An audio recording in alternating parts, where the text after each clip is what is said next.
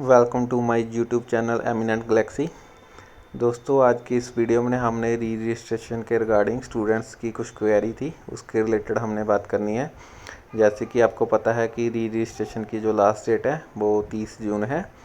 तो इग्नू से जो एमएससी फिजिक्स के स्टूडेंट्स हैं सेकेंड ईयर से, उन्होंने एक तो ऑप्शनल सब्जेक्ट से रिलेटेड पूछा था।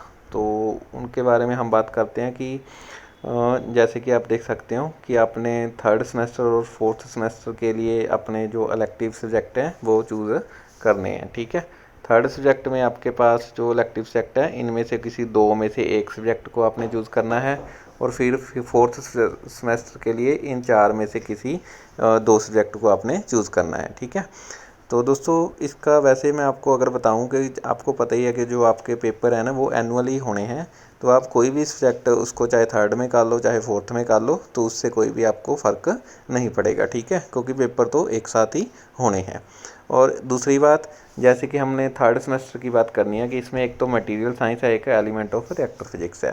साथ ही साथ दोस्तों इसने एक डिटेल में नीचे नोट्स दिया गया है कि अगर आपने किसी सब्जेक्ट को थर्ड सेमेस्टर के लिए चूज़ कर लिया तो फिर आपको उसको उस सब्जेक्ट को फोर्थ में नहीं कर सकते। ठीक है, तो ऑटोमेटिकली फोर्थ में आपको दूसरा सब्जेक्ट ही चूज़ करना पड़ेगा। ठीक है, देख सकते हो आप थर्ड में भी यही सब्जेक्ट 25-26 एंड फोर्थ में 25-26। ठीक है, तो अगर आपने थर्ड में मटेरियल साइंस ले लिया तो फोर्थ में आपको एलिमेंट ऑफ रिएक्टर फिजिक्स एक सब्जेक्ट तो लेना ही पड़ेगा। ठीक है, और जो नैनो साइंस है वो तो आपको ऑटोमेटिकली लेना ही पड़ना है, वो तो आपका एक तरह कंपलसरी सब्जेक्ट ही बन जाता है। ठीक है, तो इसलिए आप चाहे थर्ड के लिए मटेरियल साइंस चूज़ कर लो चाहे element of reactor physics choose कर लो, तो ऑटोमेटिकली आपको दूसरा सब्जेक्ट फोर्थ सेमेस्टर में लेना पड़ेगा।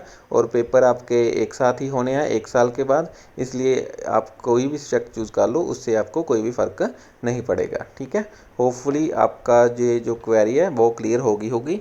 बेसिकली आपको ये वाले 10 सब्जेक्ट चूज़ करने हैं। इसमें आपके जो 9 थ्योरी सब्जेक्ट रहेंगे और एक आपका जो क्या रहेगा प्रैक्टिकल सब्जेक्ट रहेगा, और इसका जो टोटल क्रेडिट बनेगा वो 36 क्रेडिट बनेगा। ठीक है, इस तरह आप सब्जेक्ट अपने चूज़ कर सकते हो। और स्टूडेंट्स की एक दूसरी क्वेरी थी कि सपोज कीजिए हमने अभी री रजिस्ट्रेशन नहीं किया तो फिर उसका क्या इफेक्ट पड़ेगा। ठीक है दोस्तों, बेसिकली री रजिस्ट्रेशन का मतलब है आपने अपनी सेकंड ईयर की फ़ीस पे करनी है, 14,000 रुपीज़ है जो कि। तो अगर आप इस टाइम री रजिस्ट्रेशन नहीं करते तो फिर आप एक साल बाद अपने सेकंड ईयर के एग्ज़ाम के लिए एलिजिबल नहीं होंगे। ठीक है, तो जैसे कि अभी आपने सपोज कीजिए आपने जून में री रजिस्ट्रेशन करनी है, तो अगर आप इस जून में री रजिस्ट्रेशन करते हो तो आप नेक्स्ट जून में सेकंड ईयर के पेपर दे सकते हो। अगर आपने रजिस्टर नहीं किया तो फिर आप सपोज कीजिए नेक्स्ट दिसंबर में री रजिस्ट्रेशन करते हो सेकंड ईयर के लिए, तो फिर आप जो नेक्स्ट जून 2026 आएगा उसमें आप पेपर नहीं दे सकते, आप फिर दिसंबर 2026 में आपके पेपर दे सकते हो। ठीक है, तो सेकंड ईयर के पेपर के एलिजिबिलिटी के लिए आपको एक साल पूरा करना पड़ेगा, और वो एक साल आपका जब आपने सेकंड ईयर में अपने आप को री रजिस्ट्रेशन कर लिया तभी पूरा होगा। ठीक है, तो इसलिए अगर आप छोड़ते हो री रजिस्ट्रेशन करना तो उससे यही इफेक्ट पड़ेगा कि आप एक साल बाद वो पेपर नहीं दे सकते। और कुछ स्टूडेंट्स की क्वेरी थी कि मान लीजिए हमने अभी फर्स्ट ईयर के पेपर नहीं दिए तो क्या हमको री रजिस्ट्रेशन करना होगा। तो जस्ट डेफिनेटली स्टूडेंट्स, जो हमारा बेसिकली आपने सेकंड ईयर के लिए अपनी फ़ीस पे करनी है, तो अगर आपने फर्स्ट ईयर के पेपर दिए हैं चाहे नहीं दिए, आपको सेकंड ईयर के लिए अपना जो री रजिस्ट्रेशन है वो करनी ही होगी। तो आप एक साथ भी फर्स्ट ईयर और सेकंड ईयर के दोनों के पेपर एक साथ दे सकते हो। फिर कुछ स्टूडेंट्स की क्वेरी थी कि सपोज कीजिए हमने फर्स्ट ईयर के पेपर दिए, उसमें से हमारे किसी पेपर में रीपेयर आ गई, तो क्या फिर से हमको रजिस्ट्रेशन करना पड़ेगा।